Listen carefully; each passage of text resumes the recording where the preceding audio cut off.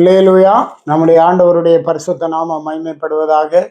இந்த நல்ல அருமையான காலை நேரத்துக்காகவும் கர்த்தருக்கு நன்றி சொல்லி ஆண்டவரை துதிக்கிறேன்.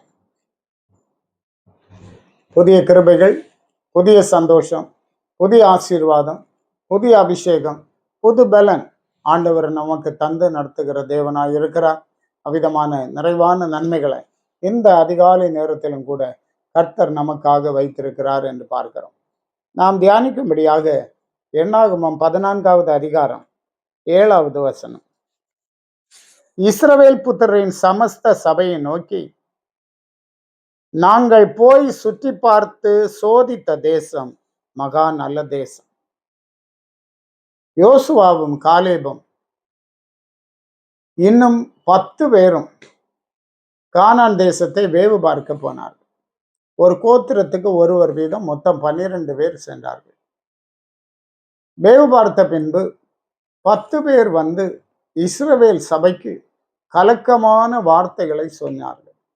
ஐயோ, அவர்களெல்லாம் ராட்சச பிறவி, நாம் அங்கே போக முடியாது, ஏதோ இதுவரையிலும் வந்து விட்டோம், இனி என்ன செய்வது என்று சொல்லி அவ்விதமாக அவிசுவாசமான வார்த்தைகளை, நம்பிக்கையற்ற வார்த்தைகளை ஜனங்களுடைய இருதயத்திலே விதைத்தார்கள்.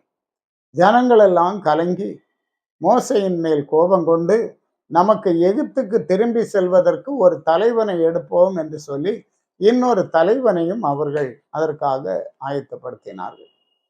அப்போது மோசே தேவ சமூகத்திலே விழுந்து கிடந்து ஜெபிக்கிறார். அப்போதுதான் யோசுவாவும் காலேபும் அங்கே எழும்புகிறார். நாங்களும் போனோம், அவர்கள் பலத்த ஜனங்கள் தான், ஆனாலும் கர்த்தர் அவர்களை நம்முடைய கையிலே ஒப்பு கொடுப்பார். கடந்த காலங்களில் பெரிய ராஜாக்களை ஒப்பு கொடுத்தார், பிரபலமான ராஜாக்களை நமக்கு அளிக்க ஆண்டவர் கிருபை தந்தார், அவரே நமக்காக யுத்தம் பண்ணினார். ஆகவே கர்த்தர் நம்மேல் பிரியமாய் இருந்தால் இந்த ஜனங்களை நம்முடைய கையிலே ஒப்பு கொடுப்பார் என்று சொல்லி விசுவாச வார்த்தைகளை பேச ஆரம்பித்தார்கள். அப்போது சபையாய் அமர்ந்தார்கள். அவர்களுடைய இருதயங்களில் விசுவாசம் உண்டானது.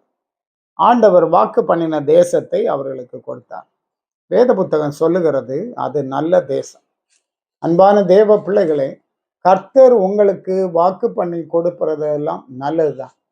அது உங்க ஹஸ்பண்டா இருக்கலாம், உங்களுடைய மனைவியா இருக்கலாம், பிள்ளைகளாக இருக்கலாம், அது உங்களுக்கு கர்த்தர் கொடுக்கிற ஒரு வாகனமாக இருக்கலாம், ஒரு வீடாக இருக்கலாம், கர்த்தர் கொடுக்கிற ஒரு உத்தியோகமாக இருக்கலாம். எதுவாக இருந்தாலும் ஆண்டவர் உங்களுக்கு கொடுப்பாரே ஆனால் அது நல்லது.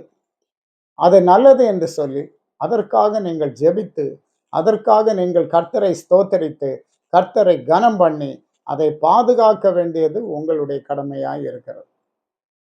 சிலர் அதை பாதுகாக்க தவறி போய் பாருங்க, கர்த்தர் கொடுத்த நன்மை இழந்து விடுகிறவர்களாக காணப்படுகிறார். ஆயின பாருங்க, இழந்து போனான்.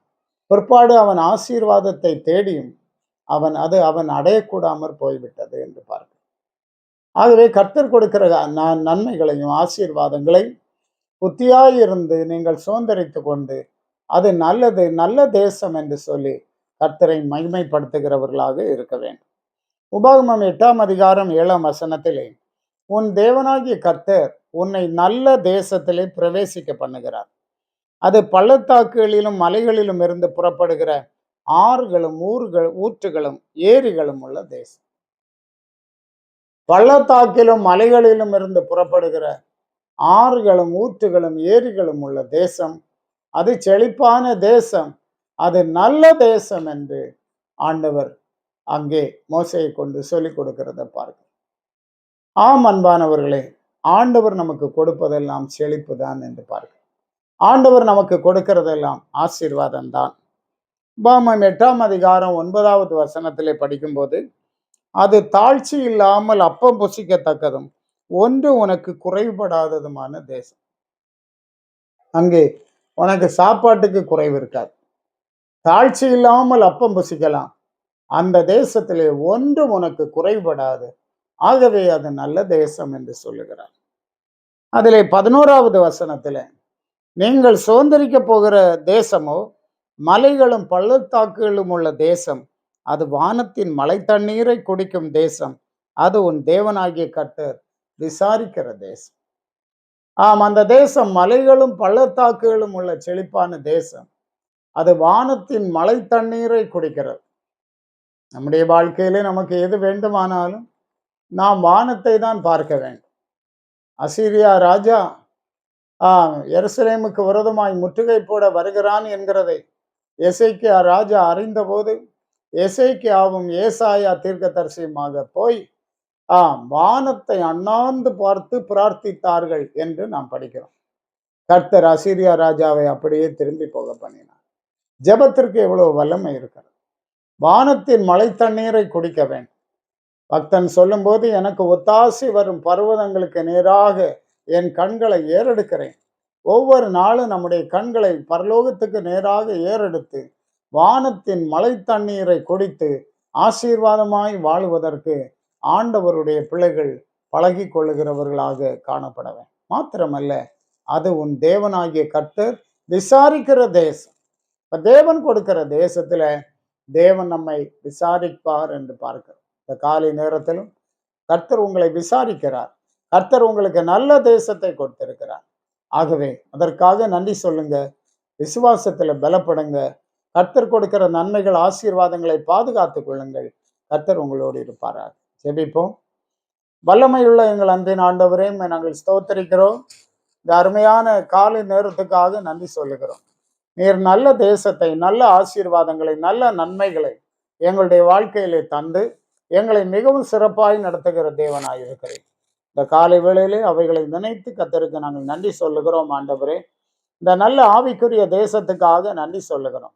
நீர் எங்களுக்கு தந்திருக்கும் ஆவிக்குரிய ஆசீர்வாதங்களுக்காக நன்றி சொல்லுகிறோம். அவைகளை நாங்கள் சாதாரணமாய் எண்ணி விடாமல் அவைகளுக்குரிய கனத்தை கொடுத்து கர்த்தரை மகிமைப்படுத்த கிருபைத்தார்.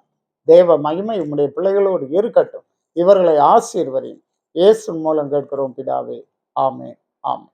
God bless you.